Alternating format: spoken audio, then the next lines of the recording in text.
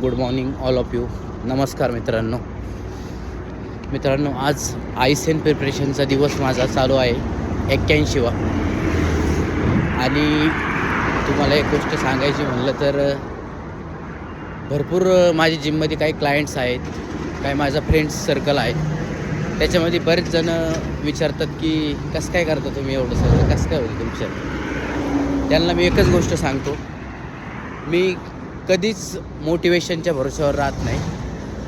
कारण की मला माहिती आहे की मोटिवेशन फक्त कामाला येतं, पण ते आपण स्वतःवरती अप्लाय करू शकत नाही.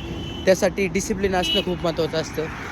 कारण की आज तुम्ही एक दिवस मोटिवेटने उठताल आणि म्हणताल की चला आज मोटिवेशनमध्ये आपण खूप चला आज कार्डिओ करू, वर्कआउट करू, एक्सरसाइज करू.